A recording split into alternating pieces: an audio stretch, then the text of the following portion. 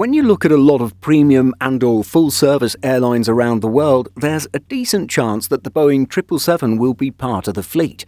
The big three Middle Eastern carriers, Etihad, Emirates and Qatar, all operate 777 variants, and two of the three US carriers use the popular wide-body as well. However, the noticeable exception when it comes to the big three US carriers is Delta, which did operate the type but chose to do away with it in 2020.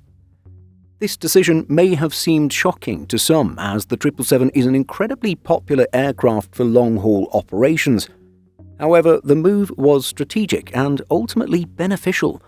In today's video, we explore why the airline made the switch, how the Airbus A350 has stepped up, and what this means for the future of Delta's long-haul operations. The retirement of the Boeing 777 by Delta marked the end of an era, saddening many Boeing 777 fans. At the same time, however, it also ushered in a more streamlined and cost-effective future for the carrier. The decision was less about sentiment and more about strategy.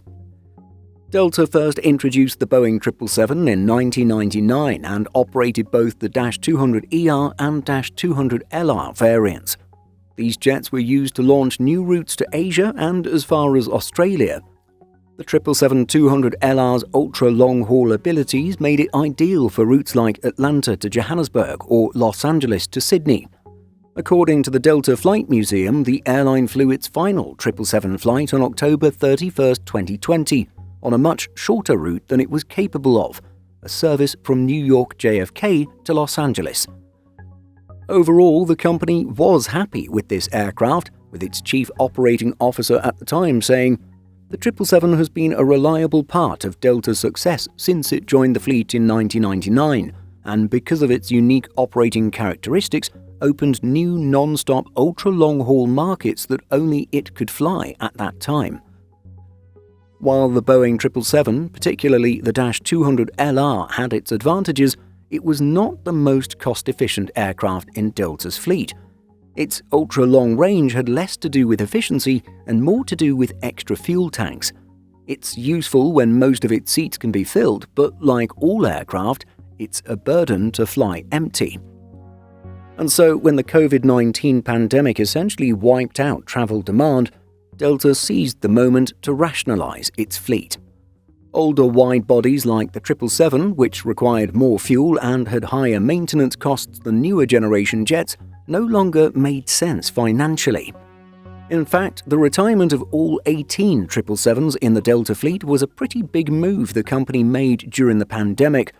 Operating costs for the aircraft were substantially higher compared to newer wide-bodies in the fleet, and with long-haul demand uncertain, there was little reason to retain them. In addition to around 80 Airbus A330s, Delta had acquired 40 Airbus A350s, which are effectively taking the role that the 777 had in the fleet. As per The Points Guy, replacing the 777s with A350s alone would reduce fuel burn by 21% on flights where the latter aircraft operates. But this is not an Airbus versus Boeing scenario. Because aircraft performance aside, the most significant factor was Delta's strategic shift toward fleet simplification, which was prompted by the pandemic.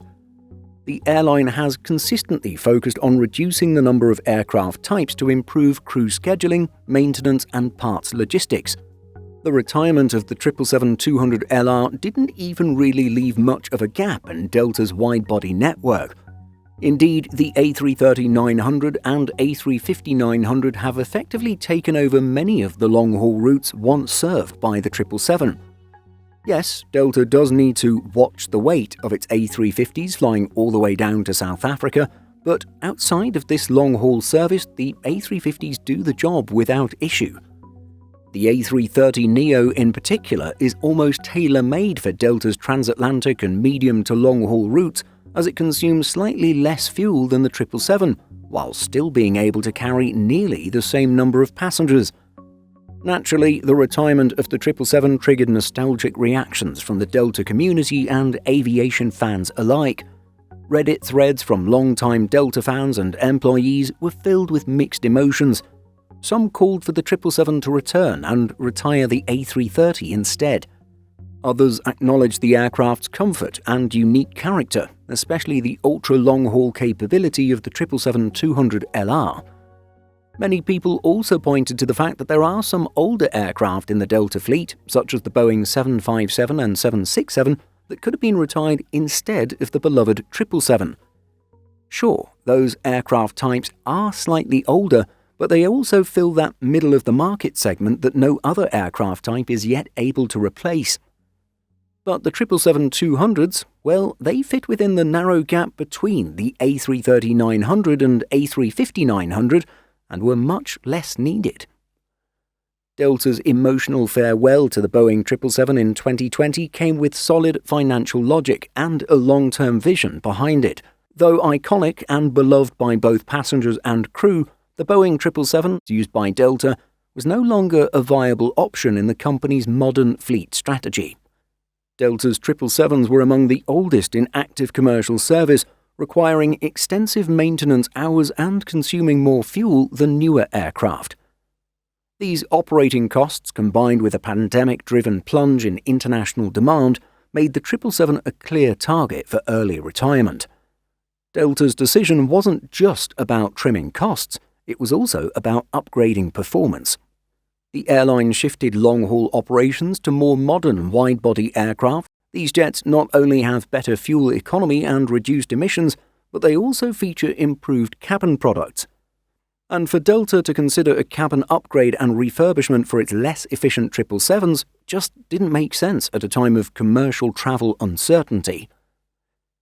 The table you see here, based on data from Boeing, Airbus and Delta Airlines, shows how strategically sound Delta's decision was. While the A350-900 offers a similar ultra-long-haul range to the 777-200LR, it achieves this with less fuel, lower weight, and more advanced systems. The A330-900neo, though not quite as long-range, is still ideal for the majority of Delta's intercontinental routes and offers excellent economics in its weight class. And so, to wrap things up, Delta's shift to these newer aircraft wasn't just about upgrading metal, but it was about improving numerous touchpoints of the passenger journey and every link in the operational chain. In doing so, the airline better aligned its operations with environmental standards, met the evolving expectations of global travelers, and positioned itself to emerge from the pandemic leaner, stronger, and better equipped for the long term. Was retiring the 777 the right call? For Delta, the answer is a fairly confident yes. Fleet rationalization has become a cornerstone of Delta's operating model, and by operating fewer aircraft types and maximizing the capabilities of the newer Airbus widebodies, Delta is better equipped to weather market volatility. Looking forward, Delta is expected to continue investing in Airbus aircraft, with the A350-1000 on the horizon. But one thing is clear, the 777 won't be reappearing in the Delta fleet anytime soon. What do you think of Delta's decision to retire the 777? Let us know by leaving a comment. In addition to our daily YouTube videos, Simple Flying publishes over 150 articles and a podcast every week. Visit simpleflying.com.